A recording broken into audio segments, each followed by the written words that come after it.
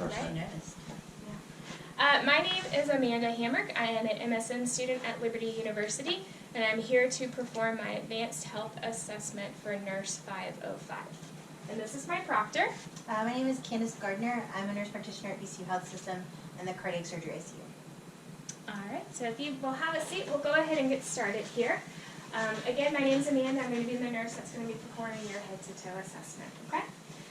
So first we're going to start with your skin. I'm looking and noting that your skin is a light tan pigmentation on the upper and lower extremities. The hair is evenly distributed throughout the rest of your body. The skin is warm and moist on the uppers and lowers. I don't note any diaphoresis. There's no varicosities or edema noted.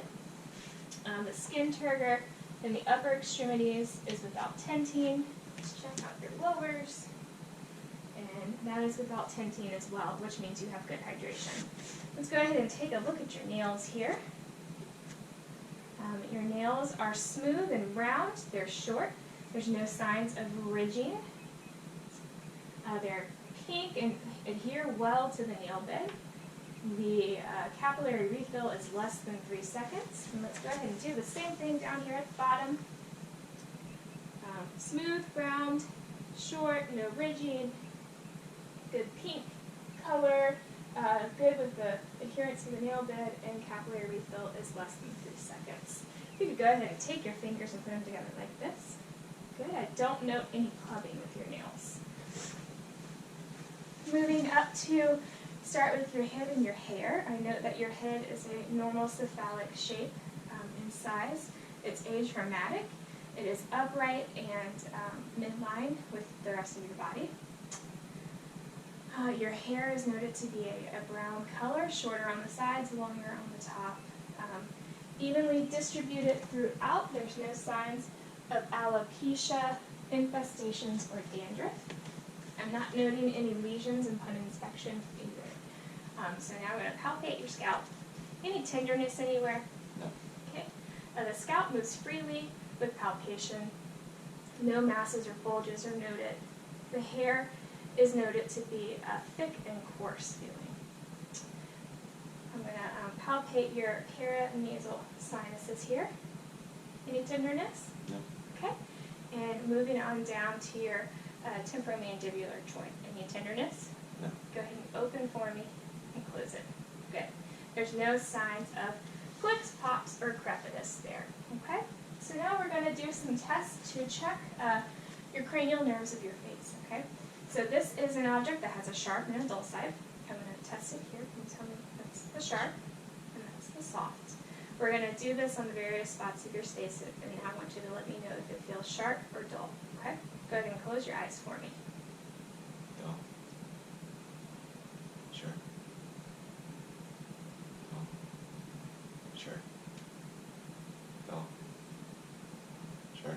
Good. In this test, cranial nerve 5, trigeminal nerve. Now, if you can open your jaw for me and close it and clench it tight. Okay? Open and swing it side to side. Good. And push it against my resistance. Wonderful. That also tests cranial nerve 5, the trigeminal nerve. To test cranial nerve 7, your facial nerve, let's do some facial gymnastics. So, if you can smile with no teeth, smile with teeth, frown, purse your lips out, puff your cheeks out, stick your tongue in your cheek, and close your eyes and raise your eyebrows, and then squint against my resistance here. Wonderful. And again, that's testing cranial nerve 7, the facial nerve. That is looking good for your hair and your head. So let's go ahead and move on to your eyes. I'm noting that your eyebrows are symmetric bilaterally. They are coarse and thick. The hair is consistent with the rest of the hair on your face. Your eyelashes are curling outward and upward. They are evenly distributed as well.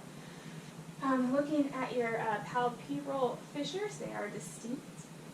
I don't note any ptosis or lid lag. There's no exudate visible. Your conjunctiva is pink and your sclera is white and clear. I note your anterior chamber and your lacrimal apparatus as well. And I'm going to go ahead and, your irises are a brown color, and we're going to palpate your lacrimal sac. Any tenderness there? No. Okay. So let's go ahead and with my pen mic, I'm going to have you take a look over my shoulder here. And I'm just going to shine this light into your eye, okay? Good. And now if you can look at my pen light and follow it into your nose. Wonderful. Pupils are equal, round, and responsive to light and accommodation, bilaterally and consensually. And go ahead and just take a look over at the wall right here for me. Shine this light in. And your corneal reflex is symmetric as well. You performed the Snellen and Rosenbaum test prior to the beginning of this assessment. You weren't wearing any corrective lenses, correct? Right. Okay. The Snellen test tests your long distance. So that is with a chart that's across the room, and your normal vision is 20/20 with that. The Rosenbaum test is a test just your short distance reading, your reading vision as well, and it's done with a card that's held 14 inches away from your face. Along with the Snellen and Rosenbaum test, a test called the visual fields by confrontation also tests cranial nerve to the optic nerve. So if you can go ahead and cover your eye for me. This is the bunny, and I want you to let me know each time you see the bunny, okay? See it. See it. See it. Okay. Keep your eye covered. See it. See it. See it. Okay, switch your eye for me. See it. See it. See it. Okay. See it. See it. See it. Good. So again, the Snellen, Rosenbaum, and visual fields by confrontation test cranial nerve to the optic nerve. To test cranial nerves 3, 4, and 6, the oculomotor, the trochlear, and the abducens nerve, we will perform the 6 cardinal positions of gaze. So if you could go ahead and just take a look at my pen light, using your eyes and only your eyes, go ahead and follow this, okay?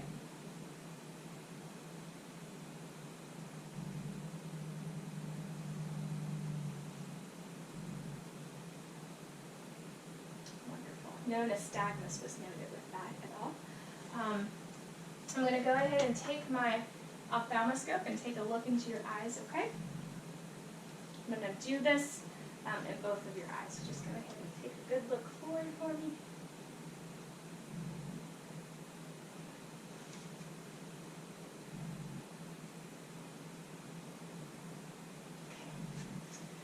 I note that the red reflex and the optic disc are present. The red reflex is noted in both eyes. The optic disc and fundus are visual as well, and the lens has no opacities. So the fundus is a creamy yellow. There are lots of vessels, arterioles, and venules. The arterioles are bright at a ratio of 3 to 5 or 2 to 3. There's no venous nicking or crossing noted in either eye. The optic disc nasally is found at a 1.5 millimeter diameter. It is round and frisbee shaped with no physiological cupping. And if you follow that 2 disc diameters temporally, you will note that the macula densa is present. That is avascular in a cloudy gray, and in the center of that is the fovea centralis. So now that we've assessed the insides of your eyes, let's go ahead and continue with a couple more tests. If you could please cover your right eye for me. I want you to take a look up at my pen light here, and continue looking at my pen light, but uncover that right eye. Wonderful. So both eyes have tracked to the left appropriately. That is it for your eyes, so we're going to go ahead and move on to your ears. So I note that your ears are symmetric, sitting on your head bilaterally. I don't note any deformities anywhere. Is there any tenderness on your auricle? No. Or your mastoid process area? Okay. And we're going to go ahead and take a look inside of your ear here, okay? So I'm going to just tug up on your ear just a little bit. I'm looking in the external canal and the meatus, and I note that there's mild hair and serum. The tympanic membrane is noted and is intact, and a pearly gray color. And in your right ear, I note that the cone of light is at 5 o'clock. Go ahead and do the same over here in your left ear. I'm noting the cone of light is at 7 o'clock in your left ear, with the same findings in the right ear. The umbo, the malleus, the pars tensa, which is below, and the pars falcata, which is above, were all noted as well. I am going to start doing some tests to test cranial nerve 8 or acoustic nerve. So I've got this instrument here, and I'm going to place it on top of your head. And I want you to let me know if you can hear the sound in your left ear, your right ear, or both of your ears.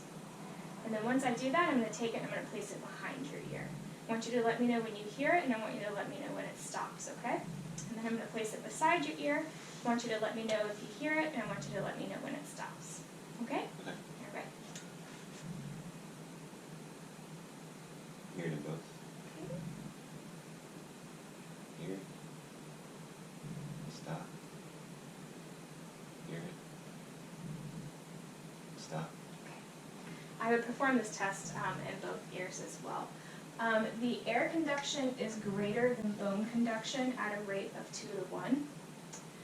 We are now going to perform the whisper test. So to do that, I need you to take a finger and occlude your tragus for me.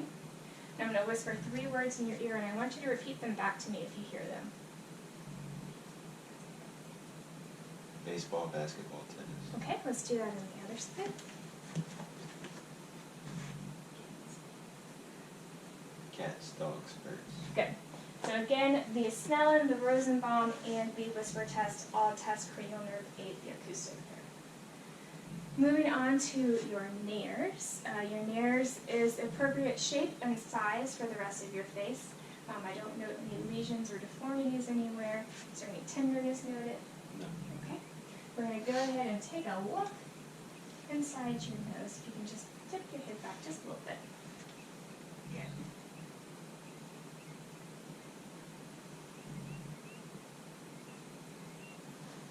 Wonderful. I note that the mucosa is moist. There's no deformities or foreign bodies inside.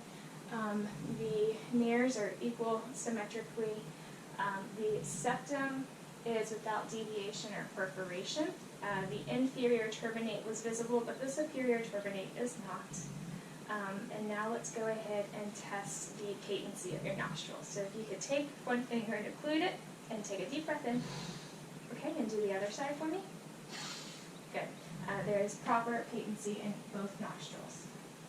To test cranial nerve 1, the olfactory nerve, I've got 2 different scents here.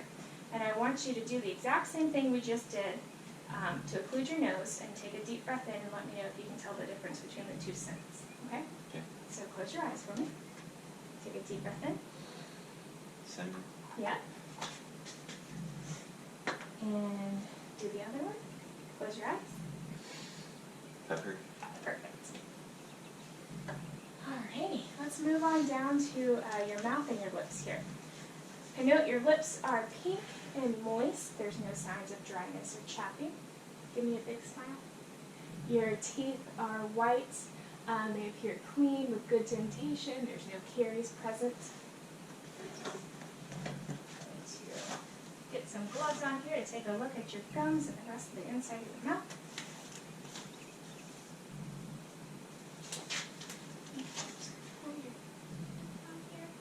Your gums are pink and moist with no lesions or ulcerations.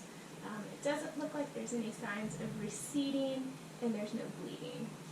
While I was doing this, I noted that your inferior frenulum and your superior frenulum, and your sublingual frenulum were all intact as well. Open wide for me.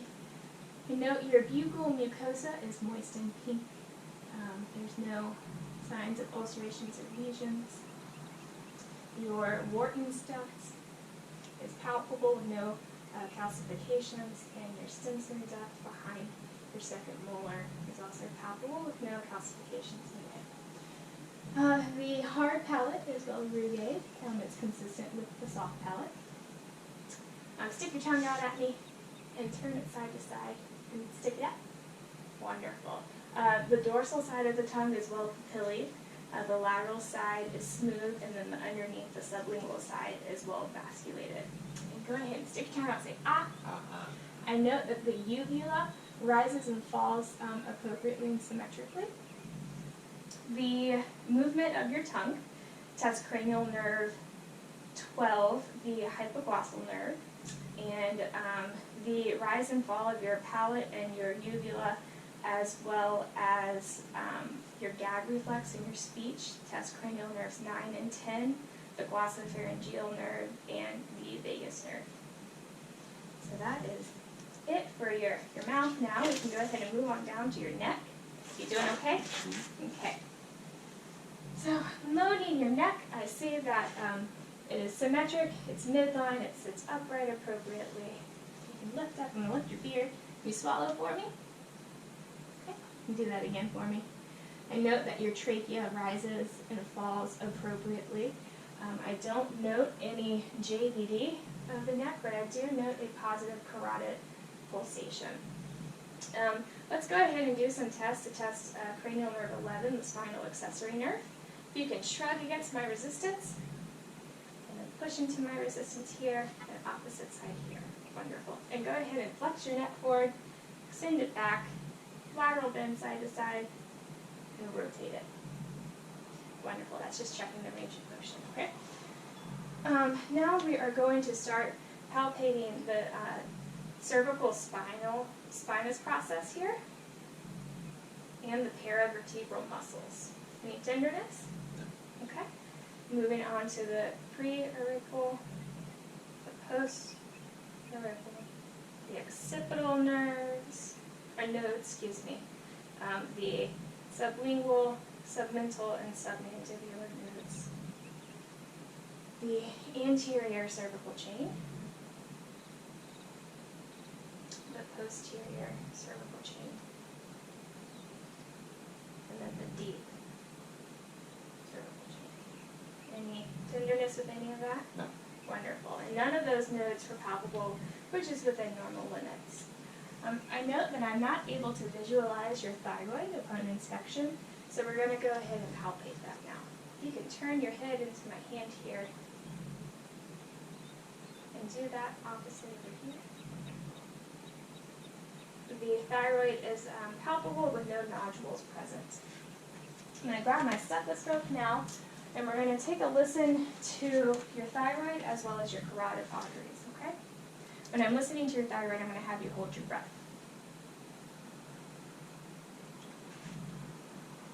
Okay, hold your breath for me. Okay, you can breathe. Hold your breath. Okay, you can breathe normal now.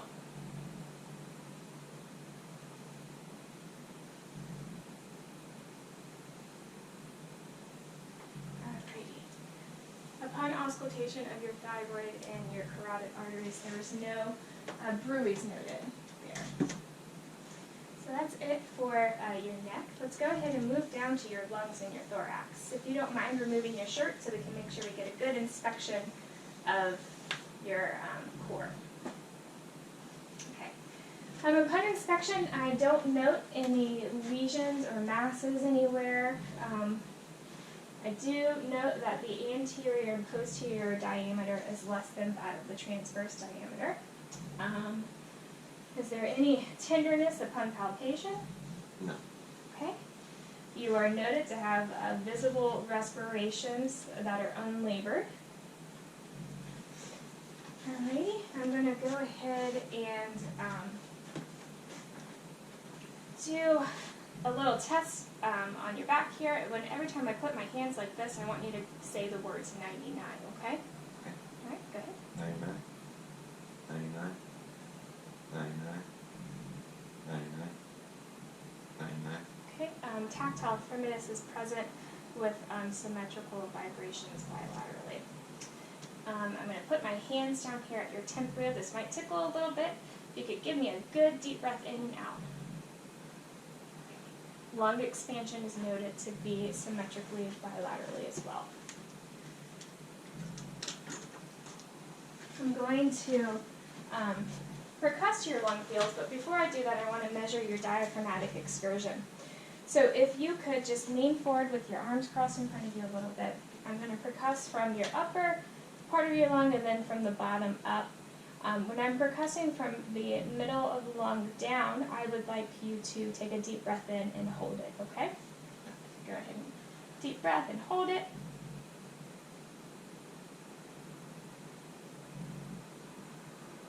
Okay, you can breathe normal. And then this time when I'm percussing from the bottom up, I want you to take a deep breath and exhale and hold that exhale for me. So take a deep breath in, exhale and hold it.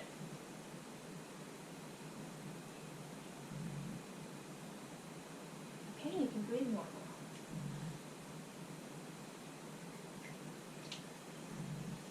I'm going to go ahead and take a measurement here.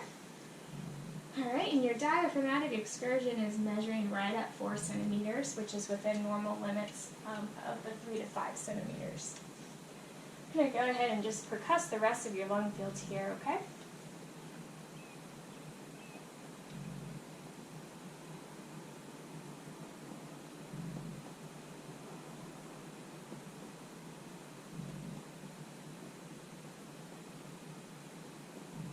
Wonderful. Now I'm going to take a listen posteriorly and anteriorly to your lung sounds.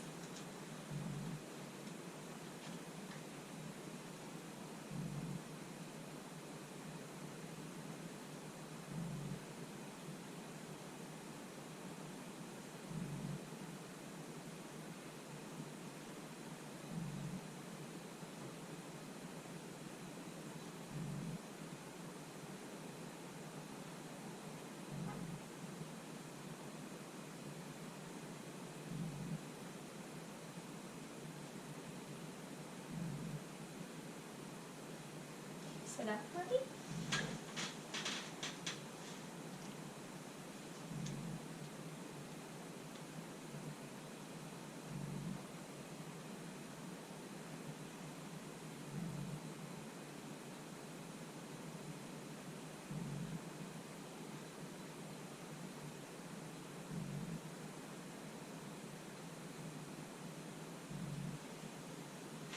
Alright, your lung sounds are noted to be clear bilaterally, anteriorly, and posteriorly. So we're going to move on to your cardiac exam now. I am noting that there are no heave, lifts, or thrusts noted upon inspection. There is some pulsation, which is expected.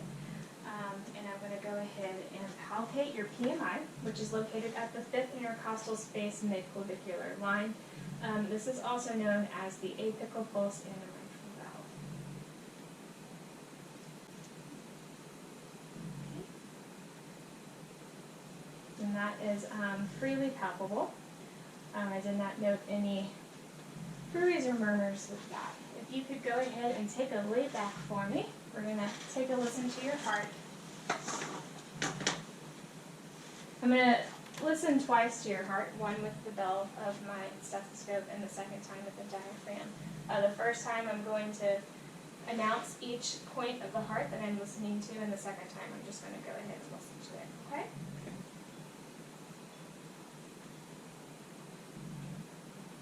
Okay, so at the 5th intercostal space midclavicular line, we have the apical pulse in the mitral valve.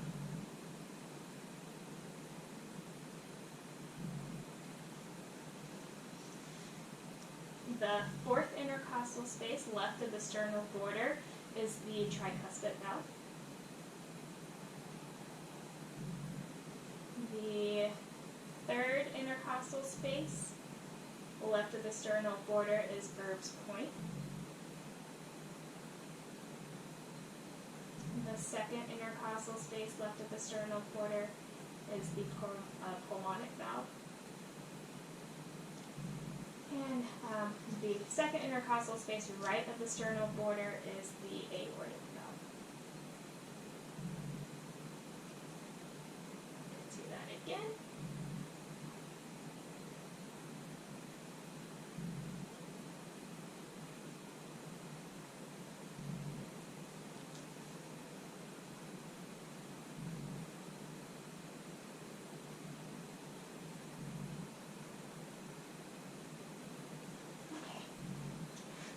S1 and S2 sounds were heard freely throughout. No S3 or S4 sounds were noted. There were no bruits or murmurs as well.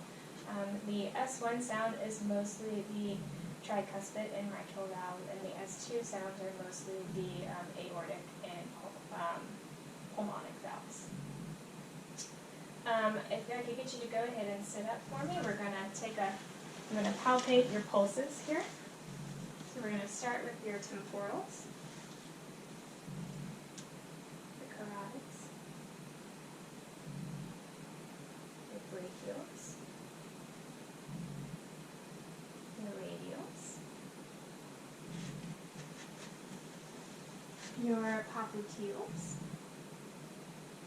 the posterior tibials, and your dorsalis pedis. Each of these pulses were palpable.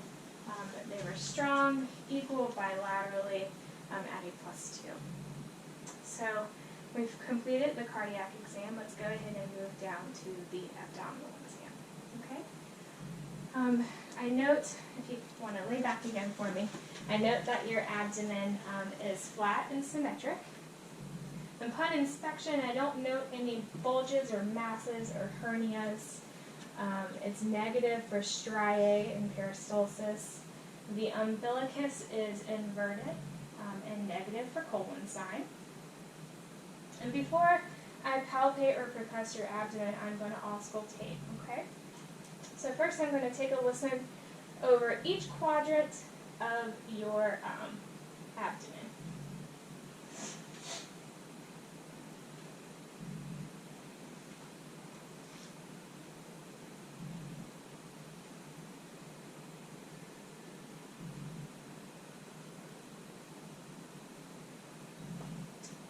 Vowel sounds were heard in all 4 quadrants at a ratio of 5 to 35.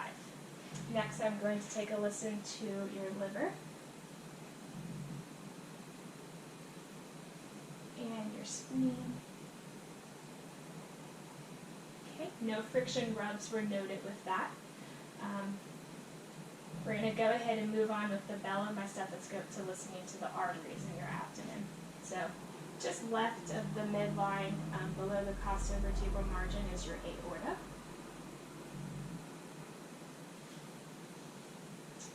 Your renals.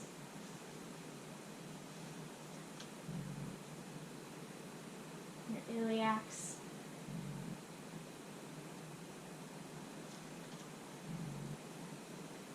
And then your femorals.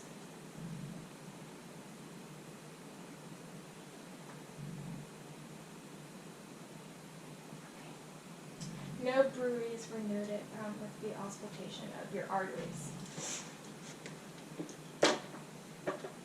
Alrighty, we're going to go ahead and percuss over your abdomen and your bladder here.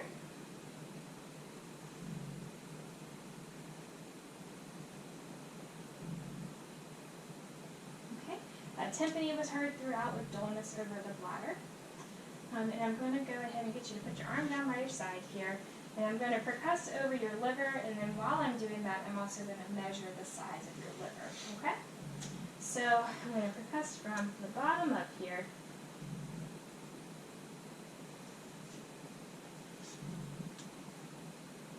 And there I'm measuring from tympany to dullness.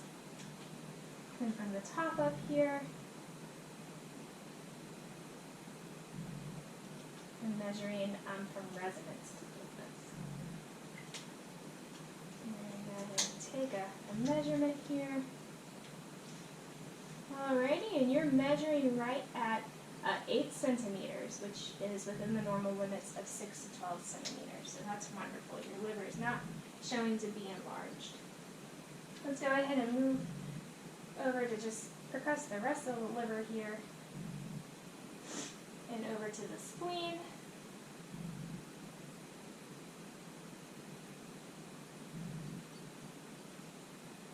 Okay, dullness is heard within the costovertebral margin with resonance around the margin itself, but not outside of it. It is noted that the spleen cannot be palpated, which is good. That means it's tucked away in the costovertebral margin, showing no signs of enlargement, which is what we want. I'm going to go ahead and palpate your liver here now, okay?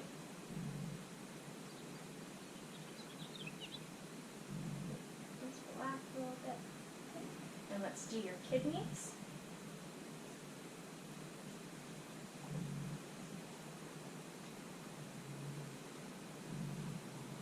I'm going to go ahead and just palpate the rest of your abdomen to make sure I didn't miss any bulges or masses that we couldn't see. Is there any tenderness through any of this? No. Okay. Wonderful. You can go ahead if you would like to put your shirt back on. And then I'll have you lay back down and we're going to start working on your musculoskeletal assessment with range of motion.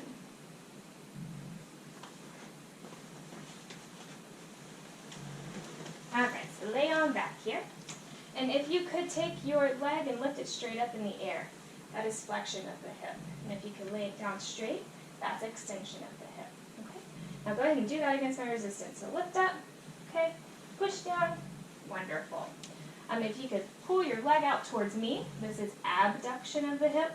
And across your other leg, this is adduction of the hip. Now let's do that against resistance too. So push against my hand, good. Here. Wonderful. All right. If we could externally rotate your hip, so take your ankle and cross it like you're sitting. This is wonderful. And take your knee and bend it and turn it inside. This is internal rotation of the hip. Moving on to your knee. If you could lift your leg up and bend your knee, that's flexion. Straighten that leg back out. That's extension of the knee. We do not hyperextend the knee. So if you can lift up and flex against my resistance and extend against my resistance, wonderful.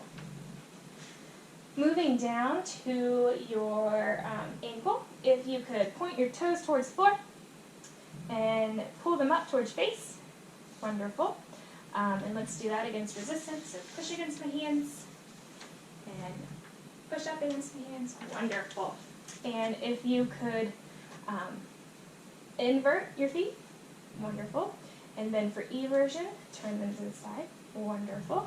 And then if you could take your ankles and make a circular motion, great. Alrighty, I'm going to have you go ahead and stand up for me. And while you're standing up, go ahead and kick the leg back. That's hyperextension of your hip, okay? Let's move on up to your neck. So if you want to flex your neck forward, extend your neck back, do lateral bend side to side, and rotate it. Okay, let's do all that against resistance. So flex forward, good, flex back, lateral bend, and rotate. Wonderful. Moving on to your shoulders. Let's extend your shoulders. No. Yes, let's flex your shoulders up like you're diving. Let's extend your shoulders down by your side. Let's hyperextend your shoulders behind you. Good. Let's abduct like you're getting ready to fly. And adduct with your arms crossed in front of you. Okay. Let's do your external rotation. So put your hands behind your head like you are being searched by a cop. And to be internally rotating, let's put your hands behind you like you're in handcuffs.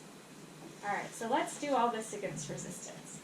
So go ahead and pull your arms out like you're abducting. Okay, push them in like you're abducting. Okay, and push them up and get some resistance. Good, and pull them down. Wonderful. Moving on to your elbows.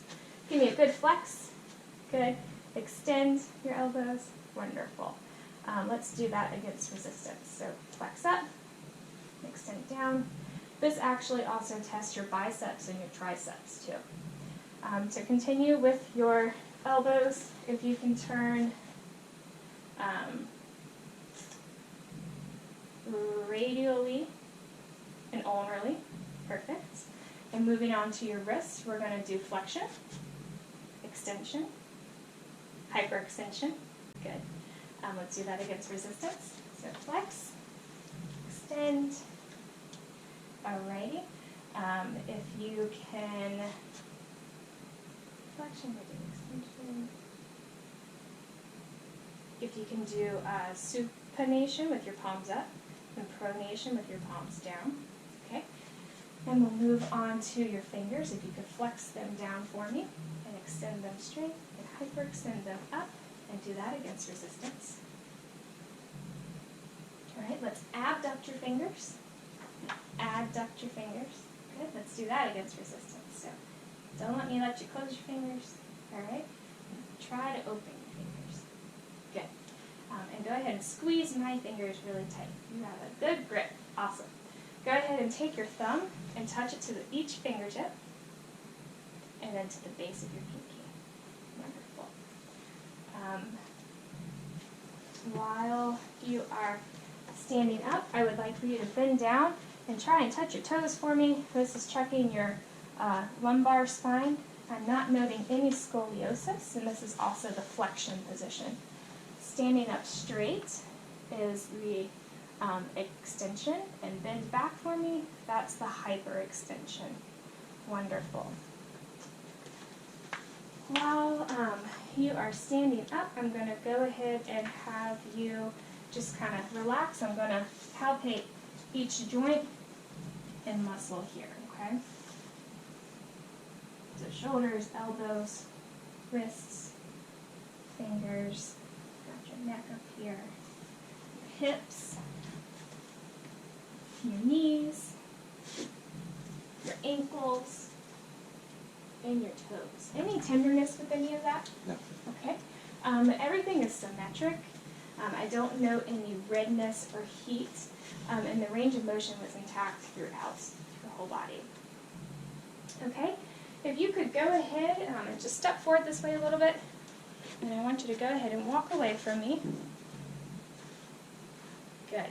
And when you turn around, if you could walk heel to toe back to me. Okay, that's good. If you can stand with your feet slightly apart, okay, put your arms down by your side and close your eyes. Okay. There's no Romberg sign because there was no swinging noted, so that's good. Let's have you step aside a little bit.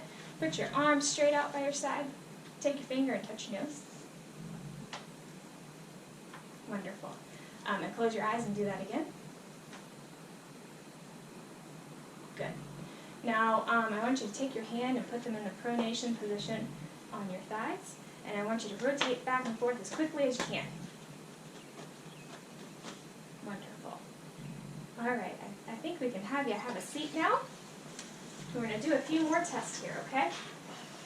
So the first test is going to be the soft and pain sensation test. So I have, again, a tool that has a sharp side and a dull side. I am going to have you close your eyes. I'm going to take this tool and I'm going to place it in various parts of your body. I want you to tell me if it's sharp or dull. I want you to point to where it's at, and I also want you to state where it's at. Okay? So go ahead and close your eyes for me. It's sharp. Right, left hand. Okay. Double. Right bicep. Okay. Sharp. Right forearm. Okay. Sharp right knee. Okay. Tall left foot. Okay. Sharp left side of my chest. Okay. You can go ahead and open your eyes. So this test, again, is testing for pain sensation as well. It is to be performed bilaterally on the upper and lower extremities as well as your core. Next, we're going to do the vibration sensation test. So I have this that's going to excrete a vibration, and I'm going to place it on various parts of your body. Again, I want you to let me know when you feel the vibration and where you feel it, and then let me know if it stops, okay? Close your eyes. It's on my left wrist. Stop. It's on my right knee. Stop. It's my left ankle. Stop. It's on my right elbow. Stop. So the vibration sensation test is performed bilaterally on the upper and lower extremities on the joints. Moving to the position sensation, I want you to give me your hand here. Close your eyes. This is the up position, this is the neutral position, this is the down position, okay? I'm going to perform this on different parts of you, and I want you to let me know if you're in up, neutral, or down. Okay. Go ahead and close your eyes. It's up. Neutral. Down. Up. Wonderful. So this test would be performed, again, bilaterally on the upper and lower extremities and the digits of your body. Okay? We are now going to move on to test your stereogenesis, or sternosis. So I am going to give you an object in your hand, and I want you to be able to identify what that object is. Okay? So go ahead and close your eyes for me. Is that a key? Yeah, good job. And next to test graphaphasia, I am going to have you close your eyes and hold your palm up. And I'm going to trace a number in your palm, and I want you to be able to tell me what it is. 5. Wonderful. All right. So last we are going to take a check of all of your reflexes, okay? So first we're going to start, if you could just kind of relax your arms down like that. Wonderful. We're going to start with your bicep. I'm sorry. Okay. And we're going to move to your tricep here.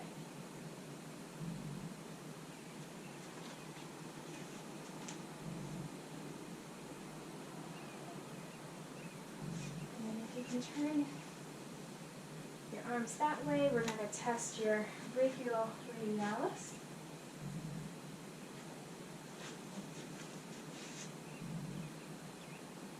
Okay. And moving on down to your patellar, so just relax your legs for me.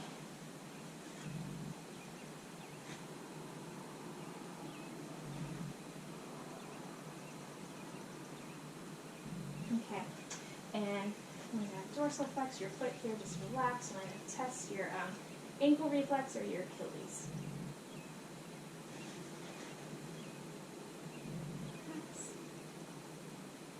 Wonderful. All of these reflexes are at a 2+, which is within the normal limits. And this is the conclusion of your exam. Thank you for coming, and I hope you have a good day.